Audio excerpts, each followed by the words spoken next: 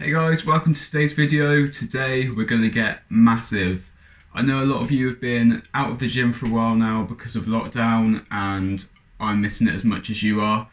But you know, in this time I've got creative, I've found some workouts which have been pretty awesome. They've felt really good and they've allowed me to maintain, if not progress, the progress I was making in the gym beforehand. Honestly, these band workouts are great to incorporate time to time in your training regardless of whether you have access to a gym or not. So when gyms do open, that doesn't mean these workouts go out the window. They're still really beneficial. A lot of people think that their at-home workouts aren't going to be beneficial for them. They're not going to be able to progress, maybe even maintain at the best. But if that's the mindset you go into a training with, then that is what's going to happen because you're not going to push yourself as hard as you need to see those results. If you go into a workout determined that yes, this workout is going to work for me, it's going to get me progress, it's going to get me results, then guess what? That workout will be able to get you results because you're putting the work in. But anyway, band only, at home bicep workout, let's get into it. When we're putting together a training plan for any muscle group, there's a few key things to consider. The first of which is the function of the muscle. In this case, the biceps function is flexion at the elbow joint. So pretty much what this means is that all you need to do for the biceps is curls, bro. Next is range of motion, and there's a lot more to this for the biceps than most people realise. The biceps origin point is at the shoulder and the insertion is down at the elbow joint.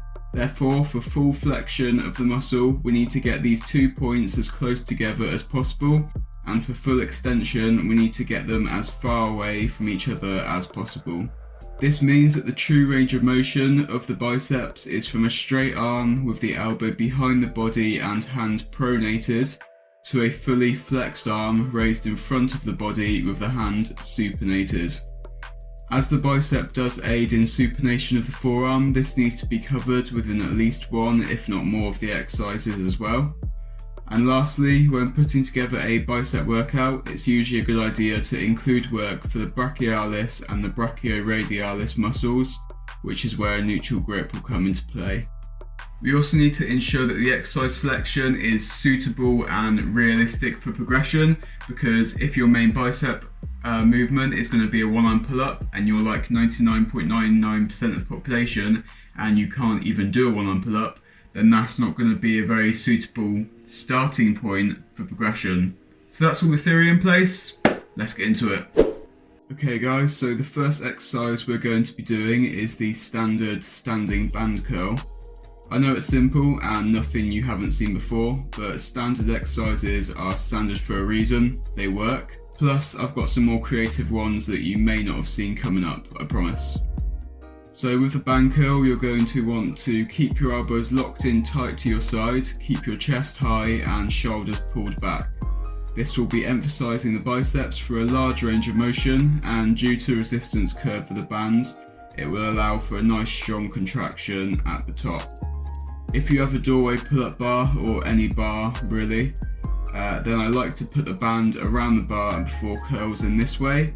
It gives a more stable grip and better replicates the barbell curl, which allows you to lift more weight, or in this case resistance. Next up is band incline curl 21s. This is an interesting one where we'll be placing the biceps in a full stretch to really work the lengthened position of the muscle. On top of this, we're going to be modifying our distance from the band to use the intensity technique of 21s to further increase tension and pump, which are both indicators of hypertrophy. So you'll need to hook a band low down under a door preferably. You can use a door anchor like I have here, or if you don't have a door anchor, you can easily make one by tying together 2 ends of a sock, as you can see me doing on the screen now. Now the bands are set up, you'll move away from the door with your elbows behind your body to get that stretched position on the biceps. Start far away from the door and perform 7 reps in the bottom half of the exercise, just like you see me doing here. Once you've done those 7, take a step back towards the door so that you can curl your arms all the way to the top, and now you want to do 7 reps in the top portion of the movement.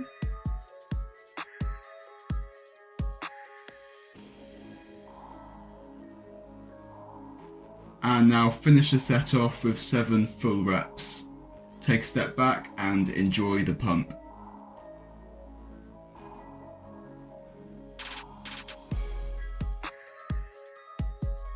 For our third exercise, you can choose between single arm high band curls, like I'm doing now, or what I like to call mercy curls. I definitely came up with those. Both of these will be targeting the full contraction of the muscle, the complete opposite of where we were targeting in the previous exercise. If you choose the band high curl, you'll be getting a more complete contraction for the biceps, but not everybody will get on well with these. Just make sure you're keeping your elbows up nice and high whilst driving your hands toward the back of your neck. The mercy curls are a very similar movement but can be performed with both arms at the same time, and again make sure you're keeping your elbows nice and high, letting them lift as your hands come back past your head to really squeeze the biceps. And finally, we're finishing off this bicep workout with a staple, the band hammer curl. Simply perform this exercise the same as you would with the standing band bicep curls, but this time take a neutral grip on the bands where your palms are facing inwards towards each other. There are 2 main reasons for including this exercise.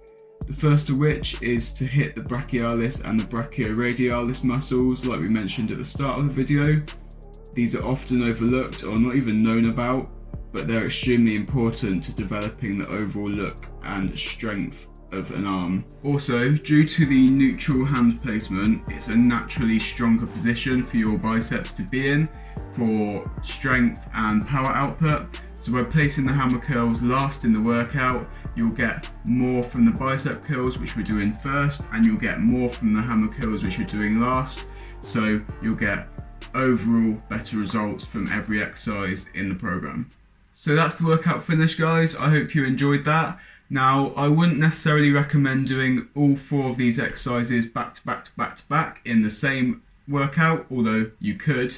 Obviously, you can do that. However, you'd probably get better results and you'd benefit more from doing this if you split it into a routine such as an upper lower, or a push pull legs, where your total weekly frequency of training the muscle was slightly higher. With high frequency of your bicep training, you'll get a more consistently elevated level of muscle protein synthesis, and you'll get a higher overall quality of volume because you have less of that accumulated fatigue within the session if you were just doing it all in one go. So definitely give this bicep workout a try and let me know in the comments below how you find it. If you did enjoy the video or learn something, please don't forget to leave a like, and also do not forget to subscribe to the channel. More awesome videos coming soon. Until the next one, see you later, guys.